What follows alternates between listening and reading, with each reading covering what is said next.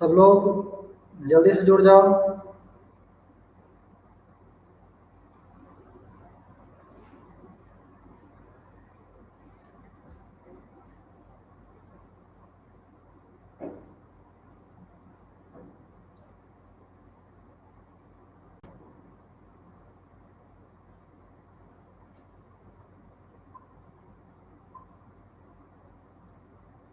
सब लोग जल्दी से जुड़ जाओ।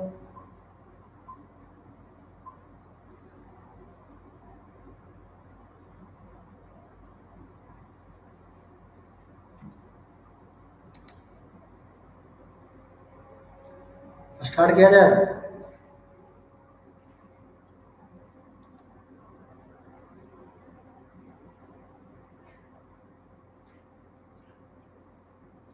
हाँ, तो यहाँ पे हम लोग स्ट्रेट लाइन की बात कर रहे थे। तो जिस तरह से स्ट्रेट लाइन में बातें होती है कि अगर आप इस पॉइंट के लिए देखा जाए तो जितना लेंथ इधर उतना लेंथ अप्रोक्सीमेटली इधर। मतलब अगर इस पर एक पॉइंट लिया तो कह सकते हैं कि ये इस पूरे लाइन को इक्वली डिवाइड कर रहा है। बिल्कुल इसी तरह से जब हम लोग एक प्लेन की बात करें, जैसे बोर्ड एक इनफाइनाइट प्लेन होगा। अगर हम इसमें इस तरह से एक लाइन ड्रॉ किया, है ना, लाइन कहो या लाइन सेगमेंट कह लो, ये हमने एक लाइन ड्रॉ किया, तो यहाँ पे ये कहा जाता है कि जो लाइन है वो इस प्लेन को दो इक्वली पार्ट में डिवाइड करेगा। एक ये पार्ट और एक ये पार्ट, तो दो हिस्सा बन गया। इस बोर्ड वाले प्लेन का दो हिस्सा बन गया, एक लेफ्ट पार्ट और एक राइट पार्ट। और चूंकि ये इक्वली डिवाइड करेगा, चूंकि इनफाइनाइट डिमेंशन का है, तो वहां कहां तक है, यहाँ कहां तक है पता नहीं, यहाँ पे कहां तक पता नहीं, वहां पे कहां तक पता नहीं। तो कह सकते हैं कि दोनों इक्वली डिवाइड हुआ, तो दो हिस्से बने प्लेन के। अब अगर हमने एक ऐसा लाइन ड्रॉ किया तो कह सकते हैं, अगर इस लाइन के लिए बात करें तो एक हिस्सा ये, एक हिस्सा ये। और अगर इस लाइन के लिए बात करें तो एक हिस्सा इसके अबव में, दूसरा हिस्सा इसके बिलो। तो अगर हम आपसे ये पूछें कि दोनों लाइन मिल करके इस बोर्ड को, इस प्लेन को टोटल कितने हिस्से में डिवाइड कर रहे हैं, तो क्या कहोगे? चार हिस्से, one part, second part, third part, fourth part, है ना। ये दोनों लाइन मिलकर के चार इक्वली पार्ट में डिवाइड करेगा। और चार को हम लोग लैटिन मतलब केमिस्ट्री में भी आप पढ़ोगे क्वाड बोलते हैं। क्वाड का मतलब होता है चार। तो यहाँ पे ये चार इक्वल हिस्से में बढ़ते हैं, इसलिए चारों को बोलते हैं क्वाड्रेंट। क्वाड्रेंट, तो this is called first quadrant, this is called second quadrant, this is third quadrant and this is fourth quadrant. चार इक्वल हिस्से होने की वजह से ही क्वाड्रेंट बोला जाता है। जब हम लोग 3D पढ़ते हैं, 3D, ये तो 2D ज्योमेट्री है, इसको 2 डायमेंशनल ज्योमेट्री भी बोलते हैं। आगे हम लोगों को 3 डायमेंशनल ज्योमेट्री भी पढ़ना होता है, उसमें टोटल 8 हिस्से बनते हैं, तो वहां पे ऑक्टेंट बोला जाता है। ऑक्टेंट, यहाँ 4 हिस्से बने तो क्वाड्रेंट, वहां 8 हिस्से बने। ये जो हॉरिजॉन्टल लाइन है, this is named as generally X axis. ये हॉरिजॉन्टल जो लाइन देख रहे हो वो एक्स एक्सिस है, बट वो एक्स एक्सिस ही हो इसकी कोई गारंटी नहीं, वो हमारे मानने के आधार पे होता है। हम लोग चाहें तो इसे वाई एक्सिस भी बोल सकते हैं और इसे एक्स एक्सिस बोल सकते हैं। जनरली हम लोग हॉरिजॉन्टल को एक्स एक्सिस बोलते हैं और वर्टिकल वाले को वाई एक्सिस बोलते हैं। जनरली ऐसा होता है, ठीक है।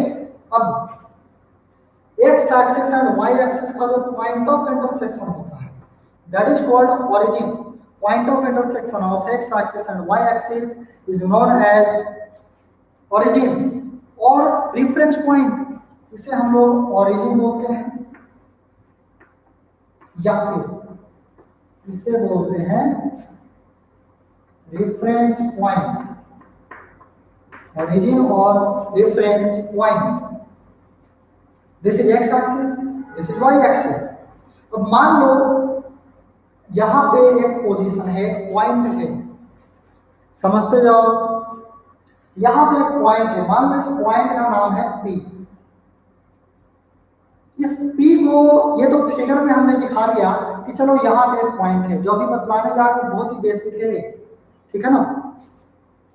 पॉइंट है, फिगर में तो दिखा के बोल रहे हैं कि हाँ यहाँ पे पॉइंट है, बट अगर फिगर बनाने का सेवाएं सुविधा उपलब्ध ना हो तो बोल करके कैसे बताएंगे किसी को कि पॉइंट कहाँ पर है ना।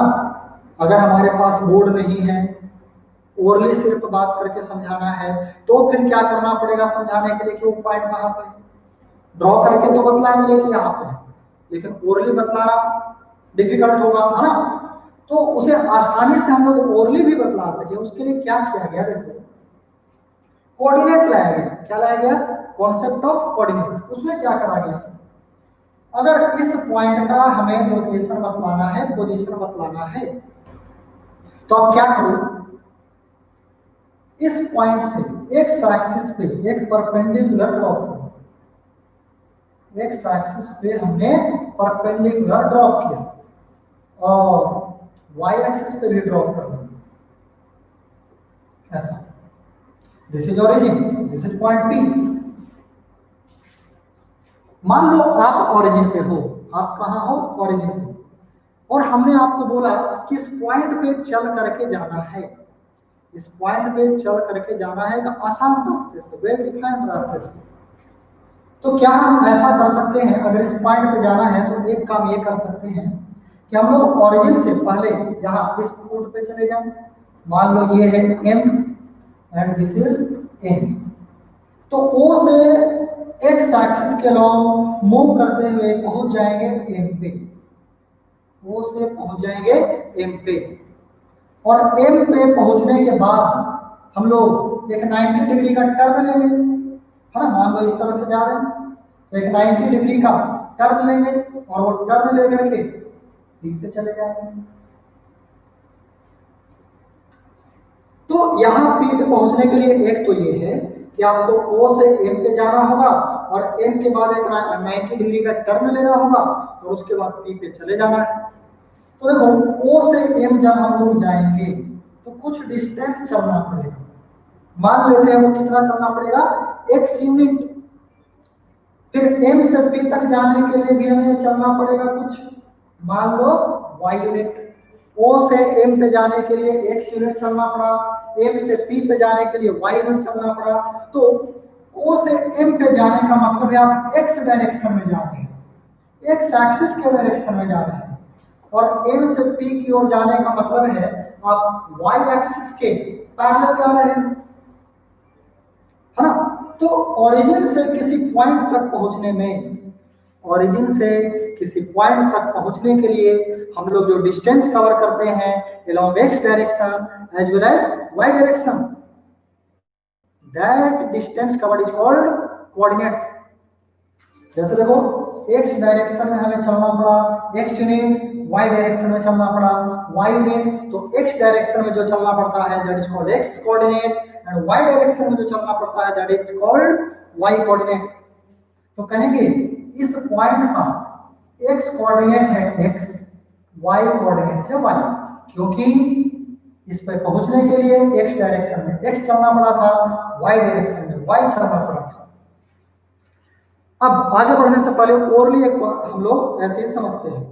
मान लो अगर आपको बोला जाए कि पॉइंट है Q, एक न्यू पॉइंट है Q, उसका कोऑर्डिनेट लिखा हुआ है 2,3। एक पॉइंट है Q जिसका कोऑर्डिनेट कहीं पे लिखा हुआ है बुक में या क्वेश्चन में 2,3।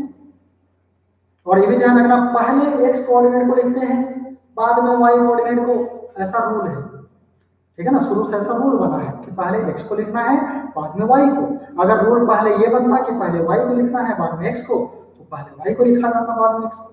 लेकिन ये रूल है, ठीक है, कि पहले x को लिखना है बाद में y को। तो एक न्यू पॉइंट है Q, उसका कोऑर्डिनेट लिखा हुआ है 2,3। कि 2,3 का मतलब क्या हुआ? उसका मतलब ये हुआ कि अगर उस Q पॉइंट पे पहुंचना है ओरिजिन से, तो x डायरेक्शन में, ओरिजिन से x डायरेक्शन में चलना पड़ेगा 2 यूनिट, और उसके बाद फिर y डायरेक्शन में चलना पड़ेगा, y एक्सिस के पैरेलल चलना पड़ेगा 3 यूनिट। तो पहुंच जाएंगे कौन से पॉइंट पे? Q पॉइंट पे, ठीक है। एक बात और, यहां एक होता है साइन कन्वेंशन। क्या होता है? Sign convention. साइन कन्वेंशन में क्या है,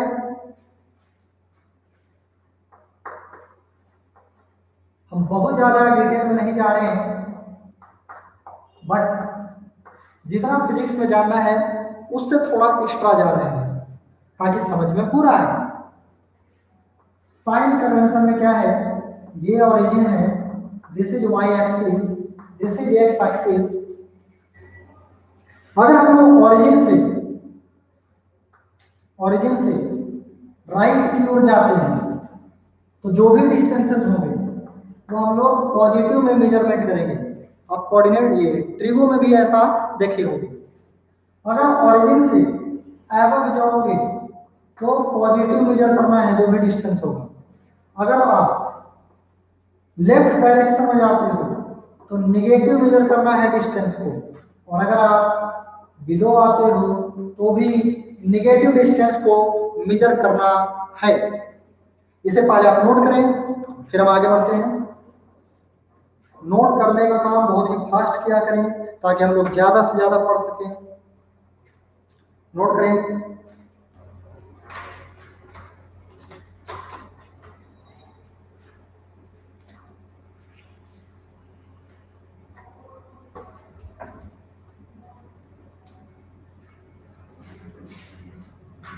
डन सर, नोट कर लिए।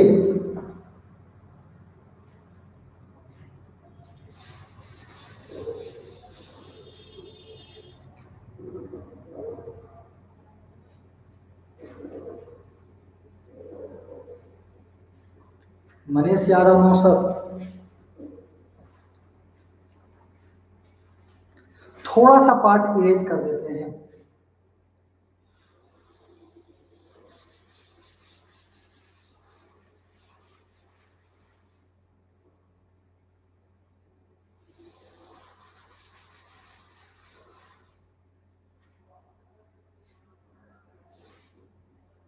हो गया सर।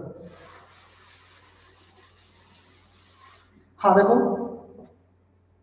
अगर हम लोग साइन कन्वेंशन का आधार पे कोऑर्डिनेट्स का साइन देखें तो डायरेक्ट थोड़ा फास्ट कर लेते हैं क्योंकि ट्रिगो में किए हो। Y axis, X axis. अगर हम यहाँ फर्स्ट क्वाड्रेंट में कहीं पे भी एक पॉइंट लेते हैं, कहीं पे भी, यहाँ कहीं पे भी, तो उस पर पहुंचने के लिए, ओरिजिन से पहुंचने के लिए जो डिस्टेंसेस हैं वो कैसे कैसे हमें कवर करने पड़ेंगे। तो इस पे पहुंचने के लिए अगर हम एक्स डायरेक्शन में मूव करना चाहें तो उसके लिए राइट की ओर जाना होगा। वाई डायरेक्शन में चलने के लिए ऊपर की ओर जाना होगा। कहने का मतलब ओरिजिन से अगर चलना है यहां से जाकर यहां जा सकते हैं। तो ये जो हम लोग एक्स डायरेक्शन में चले that is in positive direction, तो जो वाई के पैरेलल में चले हैं वो भी क्या है, पॉजिटिव डायरेक्शन में। तो इस पॉइंट का जो भी कोऑर्डिनेट होगा वो दोनों कोऑर्डिनेट प्लस प्लस के साथ होगा, है ना। अगर हम लोग यहाँ सेकंड क्वाड्रेंट में कोई भी पॉइंट लेते हैं, सेकंड क्वाड्रेंट में, तो इस पे पहुंचने के लिए क्या करना होगा, ध्यान दो, यहाँ आना होगा और फिर यहाँ से यहाँ जाना होगा। तो ये जो एक्स डायरेक्शन में हम लोगों ने कवर करा वो निगेटिव लेफ्ट डायरेक्शन में चलना पड़ रहा है तो निगेटिव लेंगे, और फिर उसके बाद पॉजिटिव वाई डायरेक्शन में चलना पड़ रहा है तो एक्स कोऑर्डिनेट जो होगा वो माइनस होगा और वाई कोऑर्डिनेट जो होगा वो प्लस होगा। इसी तरह से अगर हम लोग थर्ड क्वाड्रेंट में बात करें तो थर्ड क्वाड्रेंट में कोई पॉइंट लोगे तो वहां पहुंचने के लिए क्या करना होगा, अगर एक्स में देखा जाए तो इस तरह से आना होगा, फिर वाई में इस तरह से आना होगा, है ना। तो एक्स डायरेक्शन में जो चले हम लोगों ने वो निगेटिव डायरेक्शन में है, लेफ्ट डायरेक्शन में है, तो वो क्या हो जाएगा, निगेटिव। और जो वाई में चल रहे हैं वो भी बिलो डाउनवर्ड डायरेक्शन में है तो वो भी निगेटिव होगा। तो यहाँ पे एक्स कोऑर्डिनेट भी निगेटिव होगा और वाई कोऑर्डिनेट भी निगेटिव होगा। और इस तरह से हम लोग फोर्थ क्वाड्रेंट में अगर बात करें तो यहाँ पे पहुंचने के लिए क्या करना होगा, एक्स डायरेक्शन में देखा जाए तो राइट मूव करना होगा, फिर डाउनवर्ड डायरेक्शन में आना होगा। तो एक्स डायरेक्शन में राइट चलना पड़ा है तो प्लस एक्स कोऑर्डिनेट होगा, पॉजिटिव होगा, और फिर डाउनवर्ड डायरेक्शन में आना पड़ा है तो नेगेटिव वाई कोऑर्डिनेट होगा। मींस एक्स कोऑर्डिनेट पॉजिटिव होगा और वाई कोऑर्डिनेट नेगेटिव होगा। तो किसी भी पॉइंट के लिए अगर बात करें तो फर्स्ट क्वाड्रेंट में कहीं पे भी पॉइंट रहे प्लस प्लस होगा, है ना। सेकंड क्वाड्रेंट में कहीं पे भी पॉइंट रहे माइनस प्लस होगा, थर्ड क्वाड्रेंट में कहीं पे भी पॉइंट रहे माइनस माइनस होगा, और फोर्थ क्वाड्रेंट में कहीं पे भी पॉइंट रहे तो प्लस माइनस होगा। ठीक है, इसके बाद अब देखो धीरे धीरे आपके अंडरस्टैंडिंग को बढ़ाते हैं। मान लो अगर आपसे बोला जाए, मान लो एक पॉइंट दिया गया है P और इसका कोऑर्डिनेट है 3,4, एक पॉइंट है Q, ये है -3,4, एक पॉइंट है R, इसका कोऑर्डिनेट है 7,-3, एक पॉइंट है S, इसका कोऑर्डिनेट है -3,-1। ये 4 पॉइंट हमने लिया और बतलाना ये है कि चारों पॉइंट कौन से क्वाड्रेंट में लाई कर रहे होंगे, चारों पॉइंट कौन से क्वाड्रेंट में लाई कर रहे होंगे। तो ये बहुत ही आसानी से बताया जा सकता है। कोशिश करें दिमाग में सोचने का, बिना इस डायग्राम को देखे, सब कुछ मन में। देखो जब भी ये सब पूछा जाए सिंपल टाइप का, है ना, ये सब क्या है, बिना कॉपी पेन के हम लोग जवाब डायरेक्ट ओरली दे सकते हैं, है ना। कुछ लोगों ने जवाब लिख भी दिया है, मैच करें। याद रखो दोनों जो कोऑर्डिनेट है वो प्लस प्लस के साथ है, मतलब ये फर्स्ट क्वाड्रेंट में रहेगा, फर्स्ट क्वाड्रेंट। इसके बाद जो Q पॉइंट है, x कोऑर्डिनेट नेगेटिव है और y कोऑर्डिनेट पॉजिटिव है। x नेगेटिव सेकंड में जाना होगा, x नेगेटिव सेकंड में और y पॉजिटिव। x जो नेगेटिव हो सेकंड में भी हो सकता है और थर्ड में भी हो सकता है। इसको ऐसे सोचेंगे, देखो अगर कुछ लोगों को दिक्कत होगा तो वो ऐसे सोच सकते हैं, x कोऑर्डिनेट नेगेटिव है तो दिमाग में लाओ x कोऑर्डिनेट नेगेटिव कौन कौन से क्वाड्रेंट में हो सकता है, तो सेकंड में हो सकता है, सेकंड में हो सकता है और थर्ड में हो सकता है। y कोऑर्डिनेट पॉजिटिव कहां कहां हो सकता है, तो y कोऑर्डिनेट पॉजिटिव हो सकता है सेकंड में और फर्स्ट में। तो ये जो कॉमन क्वाड्रेंट आएगा वही आपका फाइनल आंसर होगा। तो ये माइनस और ये प्लस सेकंड क्वाड्रेंट में कॉमन हो रहा है, तो ये हो जाएगा सेकंड क्वाड्रेंट। इसी तरह से अगर हम लोग इसकी बात करें तो x कोऑर्डिनेट पॉजिटिव है, y कोऑर्डिनेट नेगेटिव है, तो ये कहां हो सकता है, फोर्थ क्वाड्रेंट, और दोनों नेगेटिव थर्ड क्वाड्रेंट में, तो ये हो जाएगा थर्ड क्वाड्रेंट। अच्छा एक और बात बताओ, अगर मान लो ऐसा है, मान लो कोई पॉइंट है T और T का कोऑर्डिनेट है 2,0, तो ये कहां होगा, और एक पॉइंट है U, इसका कोऑर्डिनेट है 0,-3। बताओ इन दोनों के बारे में भी बताओ, कहां होगा, कहां लाई करेगा। x कोऑर्डिनेट +2 है, +2 का मतलब इसको आप रफली ऐसे भी देख सकते हो, x कोऑर्डिनेट +2 मतलब इधर की ओर गए, पॉजिटिव x पे गए, राइट डायरेक्शन में गए हैं ओरिजिन से। 0 है, y कोऑर्डिनेट 0 है, y कोऑर्डिनेट 0 का मतलब हो गया, y कोऑर्डिनेट 0 का मतलब हो गया कि हम लोग y के पैरेलल कोई डिस्टेंस कवर नहीं किए हैं, सिर्फ x में ही चले हैं, y में कोई कवर नहीं किए हैं डिस्टेंस।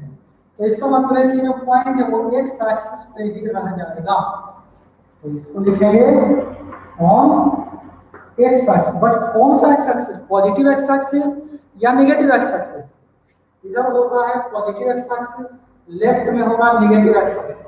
तो ये क्या लिखेंगे, ऑन x एक्सिस तो होगा बट वो पॉजिटिव x एक्सिस या नेगेटिव x एक्सिस, ये होगा ऑन पॉजिटिव x एक्सिस। इसी तरह से अगर हम लोग इसे देखें तो मेरे हिसाब से इसमें ज्यादा टाइम वेस्ट करने की जरूरत नहीं है, बिल्कुल बिल्कुल सही है। तो हमें यहाँ पर लिखना होगा ऑन नेगेटिव y एक्सिस। ये छोटी छोटी बातें हैं, कोऑर्डिनेट का स्टार्टिंग है ये, है ना। इसे नोट करें फिर आगे बढ़ते हैं, इसे नोट करें आगे बढ़ते हैं हम लोग।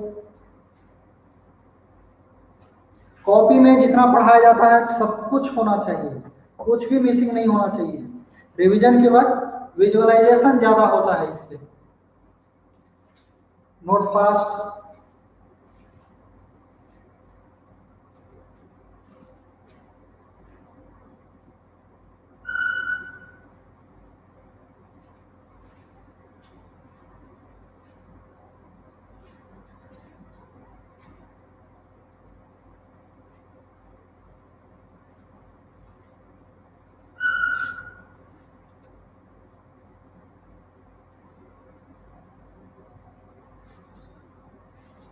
हो गया?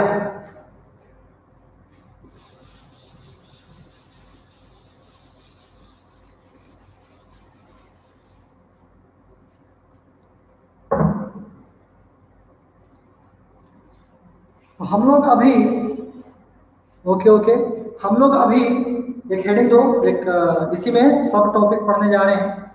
हेडिंग दो, distance between two points. Distance between two points, heading distance between two points. Bracket में लिख दो distance formula. Distance between two points, bracket में डिस्टेंस फॉर्मूला।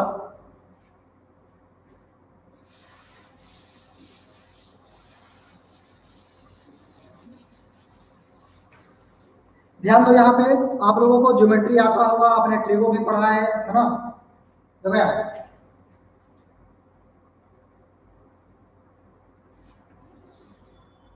ये है x axis and this is y axis and this is origin. हम in general कोई भी दो पॉइंट कंसीडर करने जा रहे हैं, कोई भी दो पॉइंट। मान लो एक पॉइंट यहाँ है और एक पॉइंट यहाँ है। ये हमने दो पॉइंट लिया। Suppose this is A point and this is B point.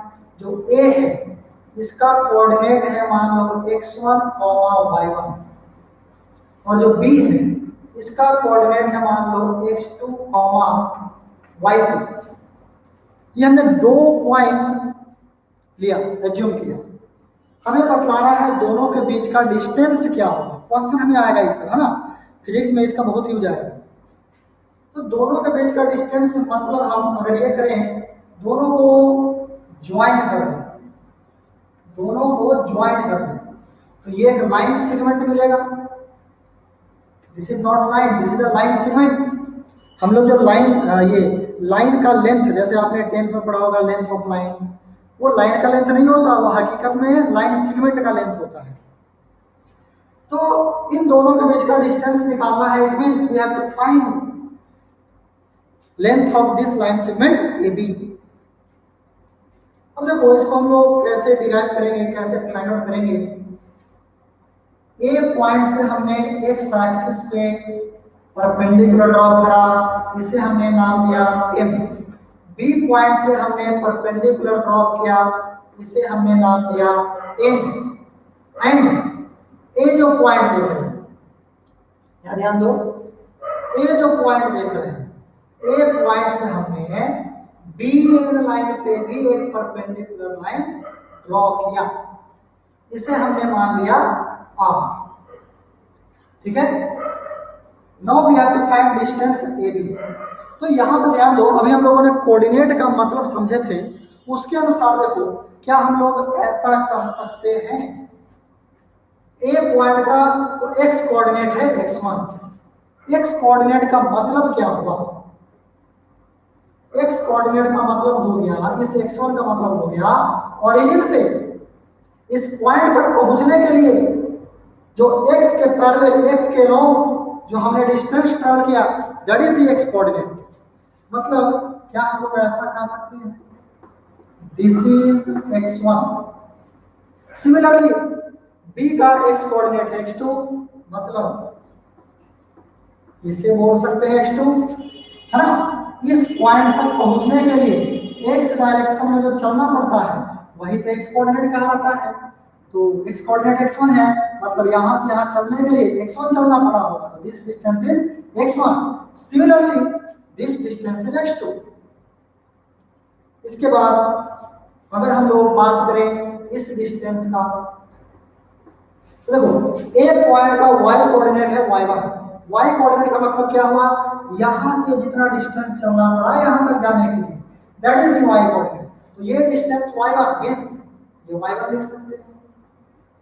इसी तरह से इस डिस्टेंस को अगर लिखना चाहे तो इसका y कोऑर्डिनेट है y2 मींस व्हाट मींस ये कि यहां से n पॉइंट से b तक पहुंचने के लिए जो हमें डिस्टेंस चलना पड़ेगा that is y2। It means this is y2। तो याद रखो फ्रॉम फिगर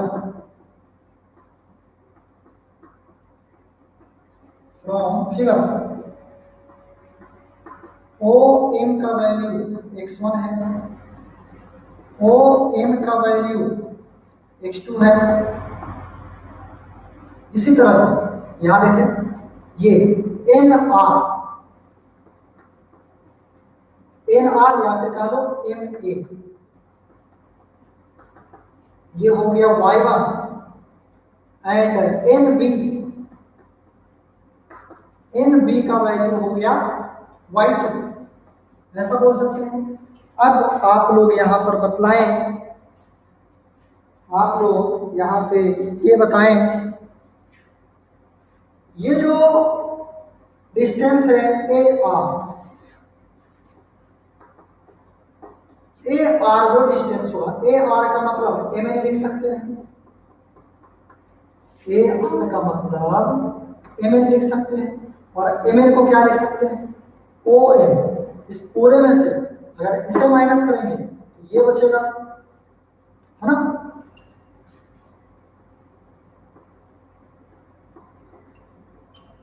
तो यहां पे एम एन को लिखने के लिए लिखना होगा O N minus O M, जिसका वैल्यू क्या आएगा A R is equal to O N का वैल्यू है x2, ओ एन का वैल्यू है x1, that is x2 minus x1, ऐसा हो जाएगा।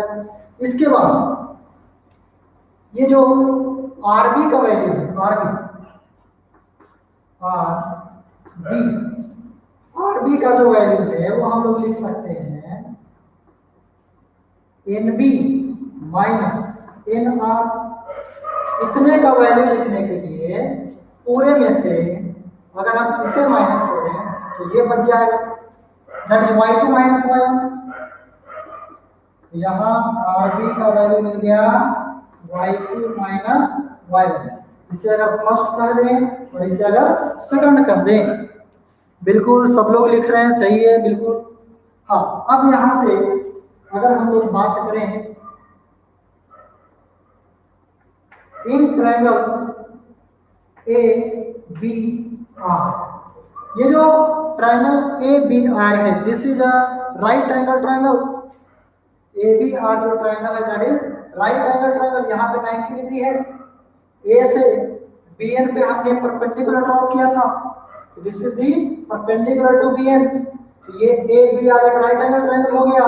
तो इसमें पाइथागोरस थ्योरम हम लोग यूज कर सकते हैं। तो यूजिंग पाइथागोरस थ्योरम हम लोग लिख सकते हैं hypotenuse square is equal to base square plus perpendicular square, है ना। ए बी स्क्वायर, हमें ए बी का वैल्यू फाइंड आउट करना था, हमें दोनों पॉइंट के बीच का डिस्टेंस फाइंड आउट करना था, that is we have to find A B. तो यहाँ ए बी फाइंड आउट करना है तो स्क्वायर को राइट साइड करना पड़ेगा।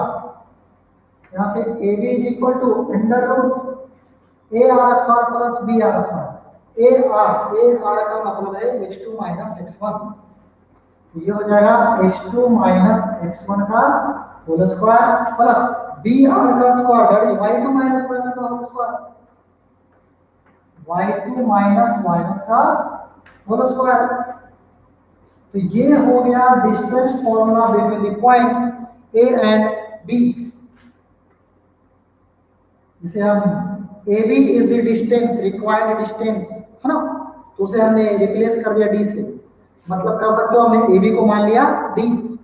तो D is equal to under root x2 minus x1 का whole square plus y2 minus y1 का होल स्क्वायर। यही कहलाता है डिस्टेंस फॉर्मूला।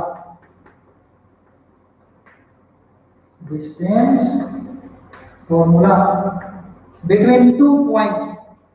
तो इसको ध्यान में कैसे रखना है, याद कैसे रखना है? कुछ बच्चे इसको याद रखते हैं x2 माइनस x1 का whole square plus y2 minus y1 का होल स्क्वायर का ओवर रूट। कोई दिक्कत नहीं है, ऐसे याद रख सकते हो। बट इन फ्यूचर जो हम लोगों को बियॉन्ड स्कोप में यूज करना है, उसके लिए सिंपली हम ये याद रखते हैं और कहीं पे कोई दिक्कत नहीं होगा। बस सिर्फ उसको बोलने का तरीका अलग है, काम वही है, बस बोलने का तरीका अलग है। वो क्या है? अगर दो पॉइंट के बीच का डिस्टेंस का फॉर्मूला याद रखना है तो बस ये ध्यान रखो, ओवर रूट तो होगा ही, स्क्वायर का सम करना है। तो difference in X coordinate, x2 minus x1 को बोल सकते हैं difference in X coordinate, difference in X coordinate, और y2 माइनस y1 को लिख सकते हैं डिफरेंस इन y कोऑर्डिनेट। तो कह सकते हैं डिस्टेंस फाइंड करना है तो over root of sum of square of difference of x coordinate and difference of y coordinate, x coordinate का डिफरेंस का स्क्वायर प्लस y कोऑर्डिनेट का डिफरेंस का स्क्वायर ओवर रूट। इस तरह से ये आपको अभी नहीं समझ में आएगा कि क्या फायदा है, बट आगे जब जाओगे तो आपको समझ आएगा कि क्या इसका फायदा है। ठीक है, तो इसे नोट कर लें। आगे फिर हम लोग कुछ क्वेश्चन करेंगे, उसके बाद स्लोप पढ़ेंगे और तब फिर स्ट्रेट लाइन में आएंगे। इसे नोट करें, नोट फास्ट।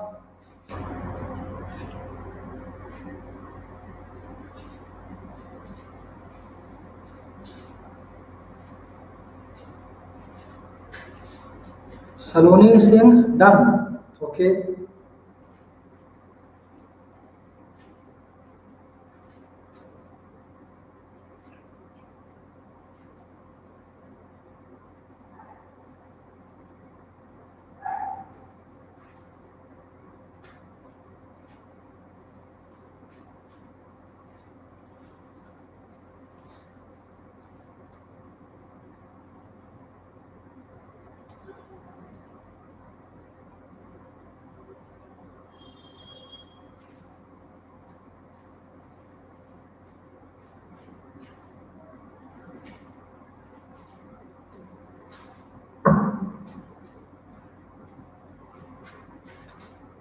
सबका हो गया? Done sir, done sir.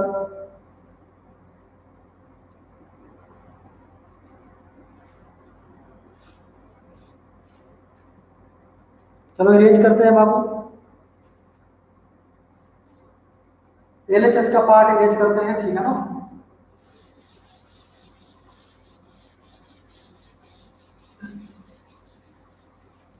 ये जो अभी जिस तरीके से हमने बोलकर बतलाया कि याद रखना है, बिल्कुल वैसे याद रखना, उससे टाइम भी थोड़ा बचता है। देखो कैसे,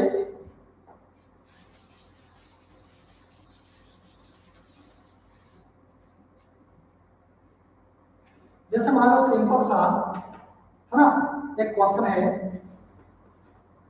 एक पॉइंट है ए जिसका कोऑर्डिनेट है 2, -3, और एक पॉइंट है बी जिसका कोऑर्डिनेट है -2, 3, और बोला क्या दोनों के बीच का डिस्टेंस फाइंड आउट करें। मतलब ए भी फाइंड आउट करना है, हमें मालूम है आप लोग फाइंड आउट कर लोगे, बट आप लोग अभी फाइंड आउट ना करें, ठीक है? कितना देर में लिखता है, हो गया?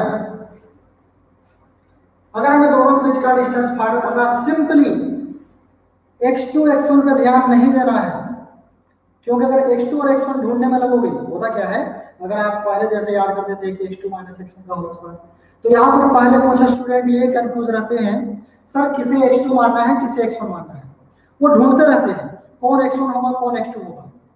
जितना देर ढूंढोगे उतना देर में यहाँ पर आंसर भी आ जाएगा। इसीलिए ध्यान रखना है कि x2 माइनस x1 नहीं याद रखना, बस सिंपली याद रखना है डिफरेंस ऑफ x कोऑर्डिनेट। हमें x कोऑर्डिनेट का सब्ट्रैक्शन करना है, कौन सा कोऑर्डिनेट माइनस कौन सा कोऑर्डिनेट करना है उससे चिंता नहीं करना है, क्योंकि स्क्वायर है, अगर नेगेटिव आएगा भी तो स्क्वायर उसको पॉजिटिव बना देगा। सिंपली यहाँ पर क्या करना है, डिफरेंस इन x कोऑर्डिनेट, बिल्कुल फास्ट। देखो यहाँ 2 -2 डिफरेंस करेंगे तो 2 - 2 4 आएगा, है ना? तो 4 का स्क्वायर प्लस x, ये y कोऑर्डिनेट का डिफरेंस करेंगे तो क्या आएगा, देखो अगर आप दिस माइनस दिस करोगे तो minus, sorry, this minus this करोगे तो -6 आएगा, और दिस माइनस दिस करोगे तो +6 आएगा, है कि नहीं? उसकी टेंशन नहीं लेना है, क्योंकि स्क्वायर है वो उसको प्लस ही बना देगा, ठीक है? तो 2 - 2 +4 उसका square, difference in X coordinate का square, plus this minus this किया तो -6 या +6 भी गलती से लिखोगे कोई फर्क नहीं पड़ने वाला। तो ये आपको हो जाएगा कितना, ये हो गया 16 और ये हो गया 36, तो जो भी आ जाए कितना आ जाएगा बाबू, 30 और 10 40 और 12 52 यूनिट्स, √52 यूनिट्स, ठीक है? अच्छा, अगर मान लो ऐसा है, एक पॉइंट है P जिसका कोऑर्डिनेट है 0,3, एक पॉइंट है Q जिसका कोऑर्डिनेट है 4,-5, आपको फाइंड आउट करना है PQ। यहां से PQ के लिए क्या करेंगे, डिफरेंस इन एक्स कोऑर्डिनेट 0 - 4, 4 का स्क्वायर आएगा, प्लस 3 -5 8 का स्क्वायर आएगा, तो ये बन जाएगा 16 + 64 और 16 दैट इज 80, √80 यूनिट्स, कितना आएगा, √80 यूनिट्स। कहने का मतलब है x2 x1 को ढूंढने में टाइम वेस्ट नहीं करना है, सीधा उसको क्या करो, सब्ट्रैक्ट करो, स्क्वायर करो, ऐड करो बस। अदिति शर्मा 80 गलत है, √80 होगा, रूट देना अक्सर स्टूडेंट भूल जाता है, √80 होगा ना कि 80। तो इस पे हम लोग टाइम वेस्ट नहीं करने वाले हैं ना। तो अगर हमें डिस्टेंस फाइंड आउट करने की जरूरत पड़ेगा तो हम लोग फाइंड आउट कर लेंगे बाबू, यस। तो हम लोग फाइंड आउट कर लेंगे, है ना, डिस्टेंस फाइंड आउट करने में कोई दिक्कत नहीं है, बशर्ते कि हमें फॉर्मूला याद होना चाहिए। चलो आगे बढ़ते हैं, ठीक है ना? तो इसे नोट करें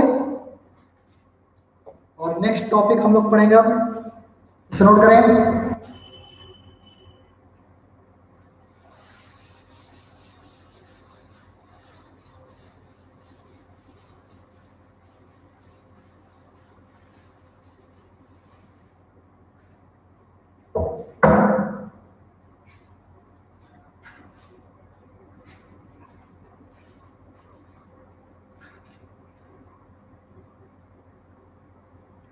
नोट हो गया? एक टॉपिक हम लोग छोटा सा और पढ़ेंगे, उसके बाद नेक्स्ट क्लास में पढ़ेंगे। छोटा सा टॉपिक है वो आज खत्म कर देते हैं, जो आज हम लोग पढ़ रहे हैं उसी का एप्लीकेशन पढ़ेंगे नेक्स्ट क्लास में, ठीक है? उसी पे बेस्ड होगा आज जो पढ़ रहे हैं। हाँ तो नोट कर लिए सब लोग, done sir, done sir, yes sir, yes sir, okay. हाँ तो नेक्स्ट हेडिंग दे, छोटा सा टॉपिक है, पढ़ लो। नेक्स्ट हेडिंग दे, स्लोप ऑफ अ लाइन और लाइन सेगमेंट। हेडिंग दे, स्लोप ऑफ अ लाइन और लाइन सेगमेंट।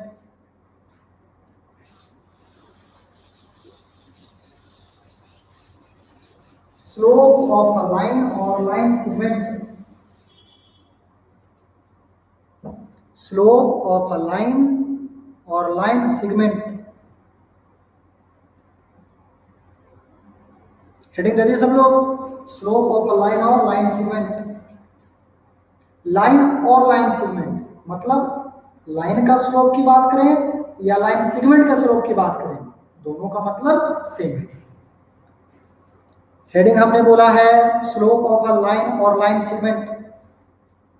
ये कितना इंपॉर्टेंट है आप लोग को तो नहीं पता है, मुझे भी नहीं पता है, क्योंकि इसके बिना कोई चैप्टर होता ही नहीं है।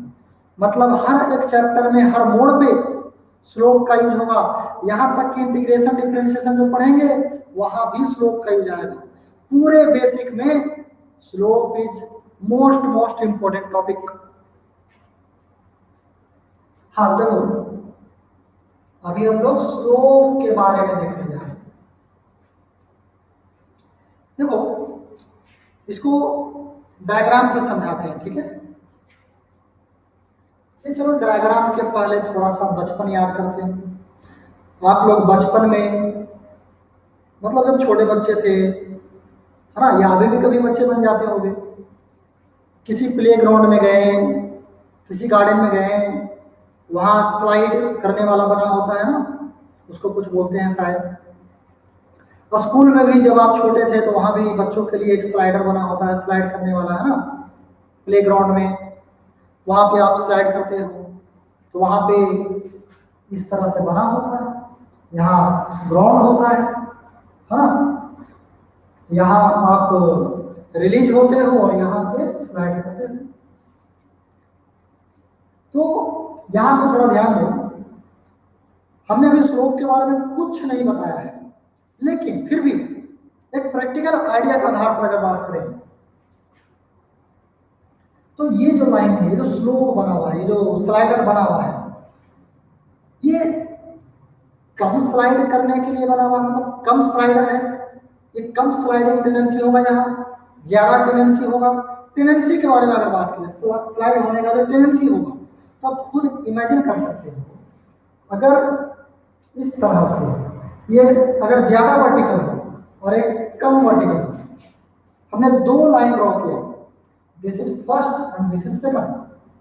यहाँ पे आपसे क्वेश्चन पूछेंगे, इसलिए रेडी रहना।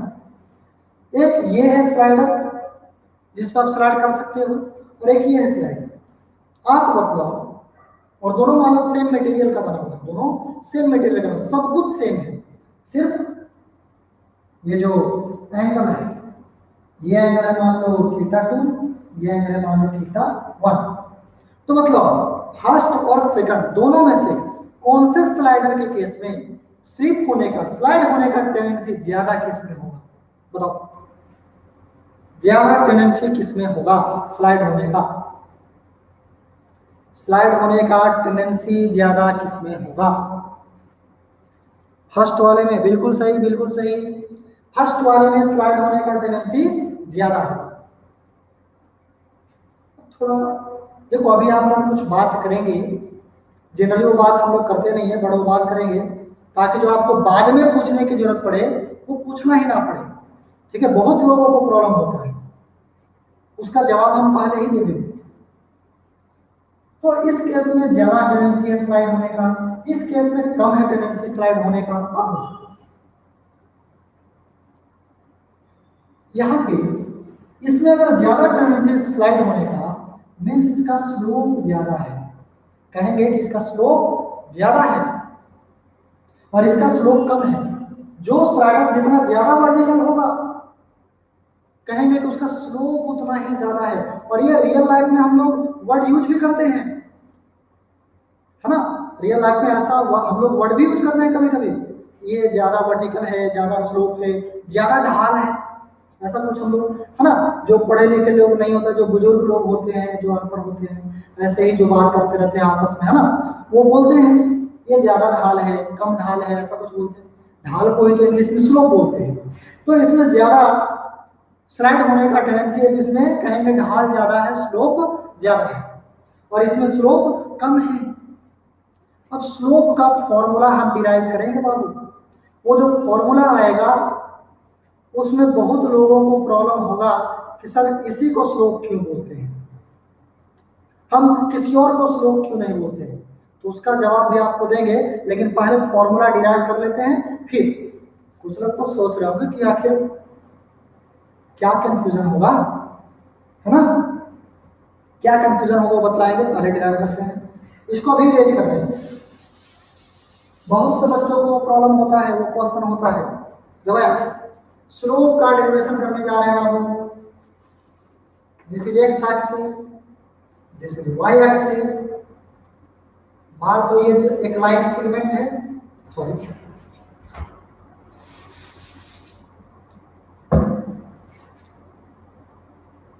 मान लो इस तरह से एक लाइन सेगमेंट है, लाइन है या लाइन सेगमेंट का लो, लाइन तो इनफाइनाइट लेंथ का होगा, तो इनफाइनाइट लेंथ का तो लाइन ड्रॉ ही नहीं कर पाएंगे हम लोग बेसिकली लाइन सेगमेंट ही ड्रॉ करते हैं। तो ये एक लाइन सेगमेंट है। अब ध्यान से देखो, बस सुनते रहना, किसी लाइन का या लाइन सेगमेंट का जो स्लोप डिफाइन किया गया, किसी लाइन या लाइन सेगमेंट का जो स्लोप डिफाइन किया गया, वो डिफाइन किस तरह से किया गया? तो देखो, ये जो लाइन है पॉजिटिव एक्स डायरेक्शन के साथ, हर एक वर्ड को ध्यान रखना, ये जो लाइन है पॉजिटिव एक्स डायरेक्शन के साथ पॉजिटिव एक्स एक्सिस नहीं बोल रहे हैं, पॉजिटिव एक्स डायरेक्शन बोल रहे हैं। तो ये लाइन पॉजिटिव एक्स डायरेक्शन के साथ, पॉजिटिव एक्स डायरेक्शन के साथ एंटी क्लॉकवाइज डायरेक्शन में कुछ एंगल बना रहा है। ये लाइन सेगमेंट या कहो लाइन पॉजिटिव एक्स डायरेक्शन के साथ एंटी क्लॉकवाइज डायरेक्शन में कुछ एंगल बना रहा है। हमने मान लिया थीटा, हमने मान लिया थीटा। इस थीटा में हमने टेंजेंट ले लिया, इस थीटा के कॉरस्पॉन्डिंग हमने टेंजेंट लगा दिया, टेन ले लिया। This tan of theta is called slope of the line। The line का मतलब ये है, कोई और लाइन नहीं। कोई भी लाइन या line segment positive x direction के साथ एंटी क्लॉकवाइज डायरेक्शन में जो एंगल बनाता है, दैट एंगल के कॉरस्पॉन्डिंग जो tan लेते हैं, that tan theta is called, theta naught, theta को नहीं, tan theta is called slope of the line और लाइन सेगमेंट। थीटा को स्लोप नहीं बोलेंगे, tan थीटा को स्लोप बोलेंगे। बहुत से बच्चों का सवाल होता है सर tan को ही क्यों, sin थीटा को क्यों नहीं, cos थीटा को क्यों नहीं, cot थीटा को क्यों नहीं? उसका भी जवाब है ना, वो भी बतलाएंगे। अभी फिलहाल इतना समझो, tan theta is called slope, tan theta is called slope of this line. अब इसी tan थीटा का वैल्यू हम लोग फाइंड आउट करेंगे, लेकिन एक दो प्रैक्टिस करते हैं उसके बाद आगे बढ़ेंगे। ये tan को ही क्यों स्लोप बोलते हैं वो बाद में बताएंगे, टाइम बचेगा तो। थोड़ा सा हम लोग अभी जो हमने डेफिनेशन बोला स्लोप का उस पर प्रैक्टिस कर रहे हैं। एक्स एक्सिस वाई एक्सिस एक लाइन है, this angle is 150 degree. Concept clarity कराने वाला क्वेश्चन है। दिस एंगल इज 150, आपको बतलाना है इस लाइन का स्लोप क्या है, इस लाइन का स्लोप क्या है। और एक बात, ये जो स्लोप होता है that is basically denoted by small m, denoted by small m। Slope tan theta को स्लोप बोलते हैं और स्लोप को जनरली हम लोग स्मॉल m से डिनोट करते हैं, सिंबल है, ठीक है। हाँ, स्लोप पूछा है मतलब m का वैल्यू पूछा, तो क्या करेंगे बात? कुछ लोगों ने तो लिख भी दिया, अमित कुमार 1/√3 देखते हैं। This is 150। कुछ लोग डायरेक्ट आंसर लिखते हैं, कुछ स्टूडेंट्स का गड़बड़ क्या होता है, सर ने बताया था tan theta is called slope, दिमाग में आता है स्टूडेंट को थीटा कितना 150, तो स्लोप कितना tan 150, tan 150 का मतलब इसे हम लोग लिख सकते हैं tan 180 माइनस 30, और ये हो जाएगा माइनस tan 30 माइनस tan 30, तो ये हो जाएगा माइनस 1/√3। कुछ लोग ऐसे भी बोलते हैं। This is not correct, this is incorrect. हम जो बोर्ड पे इनकरेक्ट बतलाएंगे वो भी आपके कॉपी में होना चाहिए। कहने का मतलब जब नोट करोगे तो ये भी आपके कॉपी में होना चाहिए, क्योंकि रिवीजन करोगे तो आपको बताएगा ये गलती नहीं करना है। हमें ये थीटा नहीं, ध्यान दो, यहाँ अभी क्या बोला था, हमें वो एंगल लेना होता है, tan के साथ वो एंगल लेना है जो पॉजिटिव एक्स डायरेक्शन के साथ एंटी क्लॉकवाइज में हो। ये 150 है तो, लेकिन ध्यान दो क्या है, वो पॉजिटिव एक्स डायरेक्शन के साथ, पॉजिटिव एक्स डायरेक्शन ये है, तो इस डायरेक्शन के साथ क्लॉकवाइज में बना रहा है। ये जो 150 वो क्लॉक का जो बना रहा है, हमें क्लॉकवाइज वाला एंगल नहीं लेना है, हमें एंटी क्लॉकवाइज का एंगल लेना है। तो इस डायरेक्शन के साथ एंटी क्लॉकवाइज में तो ये एंगल होगा, ये पूरा 180, ये 150, तो ये होगा 30। तो यहाँ जो सही कैलकुलेशन होगा वो होगा tan 30। ये वाला एंगल लिया जाता है, ना कि ये वाला, एंटी क्लॉकवाइज का एंगल लेते हैं। तो यहाँ से मिलेगा tan 30 का वैल्यू 1/√3 √3, ये आंसर होगा। बात समझे कौन सा एंगल लेना है। अब इसे नोट करें, एक दे रहे हैं जो आप लोग तुरंत बतलाना आंसर क्या होगा, ठीक है। इसे नोट करें फास्ट, जितना बोर्ड में देख रहे हो सब।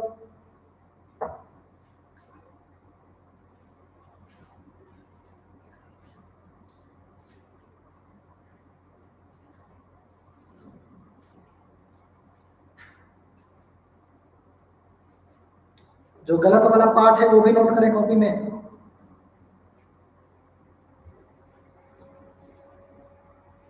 जब भी लाइव क्लास करो तो उसमें नोट थोड़ा फास्ट किया करो।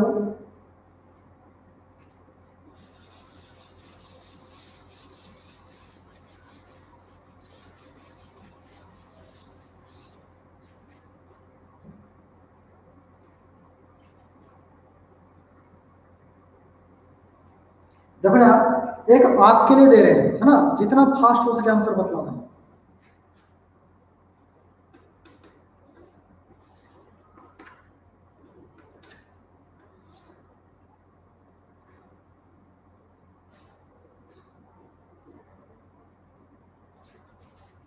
इस लाइन का स्लोप फाइंड आउट करना है, इस लाइन का स्लोप फाइंड आउट करना है। सब लोग फाइंड आउट करें। सेकंड लास्ट लाइन में क्या लिखे सर, सेकंड लास्ट लाइन में tan 30 m is equal to tan 30 equal to 1/√3। इसका आंसर सब लोग बतलाएं।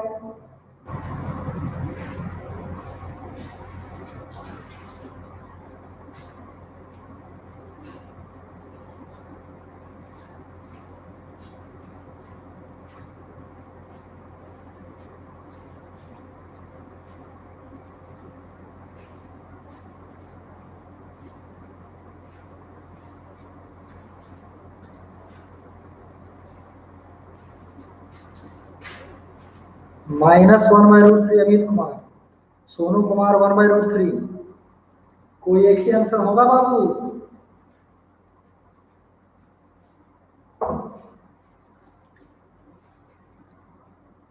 अनम रहमान -1/√3।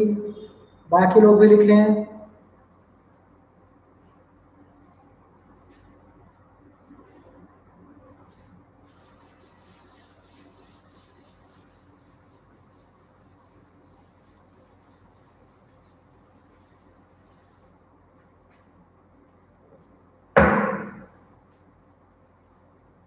कुछ लोग 1/√3 लिख रहे हैं, कुछ लोग -1/√3 लिख रहे हैं। दोनों में से कोई एक ही आंसर होगा, और ऐसा ना हो कि दोनों में से कोई ना हो। देखते हैं क्या आता है।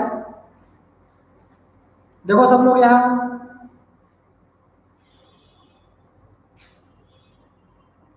-1/√3 देखते हैं। देखो पहले हम लोग दिमाग लगाएंगे कि कौन सा एंगल लिया जाता है। तो फिर से वो लाइन याद करो, जो भी लाइन है जिसका स्लोप पूछा गया है वो लाइन पॉजिटिव एक्स डायरेक्शन के साथ, राम कंवल कुमार ने लिखा है √3, सुमित कुमार ने लिखा है 3। अलग अलग बच्चे अलग अलग आंसर लिख रहे हैं। देखते हैं, ट्रीगो का कॉन्सेप्ट क्लियर होना चाहिए बाबू। ट्रीगो जितने अच्छे से पढ़े उतने अच्छे से कोऑर्डिनेट कवर होगा। देखो यार, ये जो लाइन है ये पॉजिटिव एक्स डायरेक्शन के साथ, positive x direction, this is positive x direction, है ना, this is positive x direction. इसके साथ एंटी क्लॉकवाइज, एंटी क्लॉकवाइज ये होगा, पॉजिटिव एक्स डायरेक्शन ये हुआ, इस डायरेक्शन के साथ, इस डायरेक्शन के साथ एंटी क्लॉकवाइज में, एंटी क्लॉकवाइज में ये एंगल बन रहा है। ये एंगल हमें लेना होगा।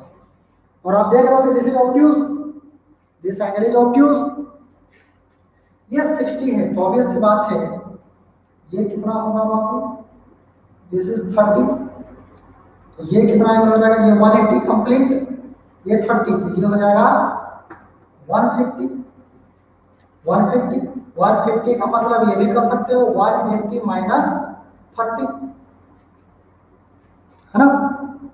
देखो यहाँ, तो अब हमें इसका स्लोप लिखना है। स्लोप का फॉर्मूला क्या होगा, tan ऑफ दिस एंगल ये होगा, और 150 को लिख सकते हैं 180 माइनस 30,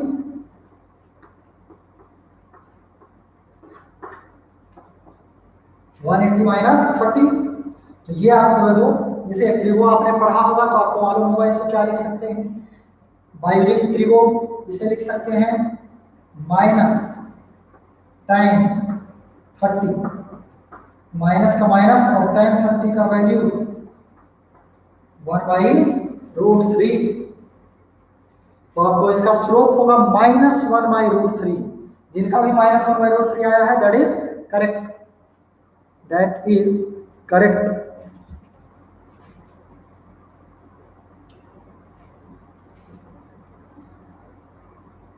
तो आज हम लोग HW कर लेते हैं बाबू, है ना, या कुछ और टॉपिक पढ़ा जाए बाबू। देखो यहाँ फास्टली हम लोग इसी टॉपिक को, अभी ये टॉपिक खत्म नहीं हुआ है, इसी में हम लोग को और भी होता है। यहाँ दो तरह से स्लोप का क्वेश्चन होता है, ध्यान दो, यहाँ पे दो तरह से स्लोप का क्वेश्चन हम लोगों को जरूरत पड़ता है फिजिक्स में। एक तो ये कि स्लोप निकालने के लिए आपको एंगल का रिक्वायरमेंट होना चाहिए, क्वेश्चन में आपको एंगल दे देगा, एंगल मालूम होगा तो आप स्लोप लिख सकते हो। कभी कभी क्या करता है, एंगल आपको नहीं बताएगा, कभी कभी क्वेश्चन में एंगल आपको नहीं दिया हुआ रहेगा, लेकिन उस लाइन पर का 2 पॉइंट का कोऑर्डिनेट दिया हुआ रहेगा। फिर से बोल रहे हैं, स्लोप से रिलेटेड आपको दो तरह का क्वेश्चन होता है। एक वैसा क्वेश्चन जिसमें एंगल दिया हुआ रहेगा, एंगल दिया हुआ रहेगा, स्लोप पूछेगा तो वो इस तरह से काम करना है। दूसरा जो हम लोगों को स्लोप पूछेगा उसमें कोई एंगल नहीं देगा, लेकिन 2 पॉइंट बतला देगा लाइन पर का, जिस लाइन का स्लोप पूछेगा उस लाइन पे 2 पॉइंट का कोऑर्डिनेट दिया हुआ रहेगा। ठीक है, तो ये हमने एक पार्ट किया है स्लोप से रिलेटेड, जिसमें एंगल मालूम हो तो स्लोप कैसे निकालेंगे। दूसरा वाला पार्ट नेक्स्ट क्लास में करेंगे, जिसमें एंगल नहीं बताएगा। ठीक है, तो उसमें 2 पॉइंट दिया रहेगा तो कैसे फाइंड आउट करेंगे वो नेक्स्ट क्लास में पढ़ेंगे। और नेक्स्ट क्लास में ही हम लोग पढ़ेंगे स्ट्रेट लाइन के बारे में। ठीक है ना, स्ट्रेट लाइन। तो आज के लिए इतना ही, आपको प्रैक्टिस के लिए 2-3 क्वेश्चन दे देते हैं। ठीक है ना, और शायद आप लोगों को ये मैथमेटिकल टूल्स नहीं मिला है जहाँ तक मुझे ध्यान है, तो आज ही आपको हम शाम में या फिर कल मॉर्निंग में अपलोड कर देंगे और उसमें होमवर्क दे देंगे। ठीक है, तो HW में आप 1-2 क्वेश्चन नोट कर लो। fx is equal to X square minus sine X. तो आपको फाइंड करना है f of π/2, find f of π/2। This is first question. Second में अगर बात करें, this is y axis and this is x axis.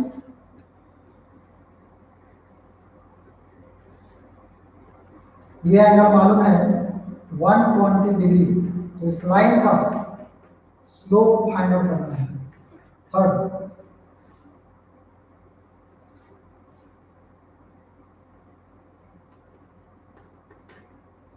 this is y axis, this is x axis, this angle is 45 degree. तो हमें इस line का slope find out करना है। एक और last, x axis and this is y axis।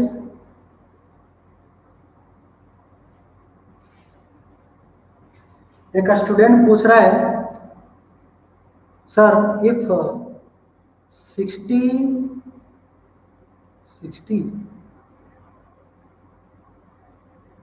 Sir if 60 x axis पे होता तो 60 क्या, 60x क्या है? सिर्फ x एक्सिस शायद लिखना चाह रहे हो आप।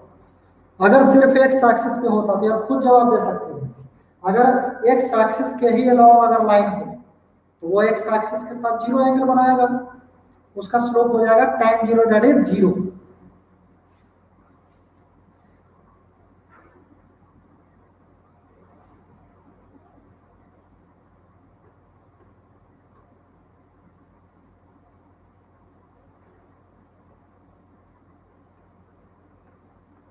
ऐसा है, ये 4 डायग्राम आपको दिया गया है ना, एक फंक्शन से और 3 स्लोप से रिलेटेड है, ठीक है।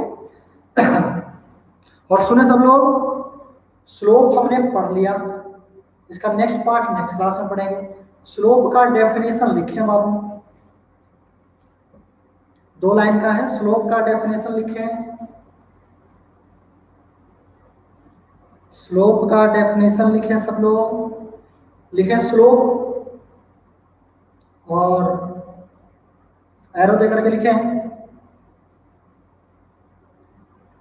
फाइंड में क्या लिखे हैं, find F of pi by 2, find F of pi by 2, और इन तीनों में स्लोप फाइंड करना है, एम का वैल्यू। हाँ सब लोग लिखे, डेफिनेशन बोल रहे हैं, स्लोप का डेफिनेशन लिखे। The slope of a line, the slope of a line or line segment, the slope of a line or line segment, the slope of a line or line segment is defined as, the slope of a line or line segment is defined as, the slope of a line or line segment is defined as the tangent of, defined as the tangent, tangent का मतलब tan को ही tangent बोलते हैं, defined as the tangent of angle, tangent of angle made, tangent of the angle made by the line, made by the line or line segment, made by the line or line segment with positive x direction, with positive x direction, with positive x direction in anti-clockwise direction, with positive x direction in anti-clockwise direction, anti-clockwise direction। बस एक बार repeat कर दे रहे हैं। The slope of a line or line segment is defined as the tangent of the angle made by the line or line segment with positive x direction in anti-clockwise direction। आज के लिए इतना ही, बाकी next class में। Thank you, bye.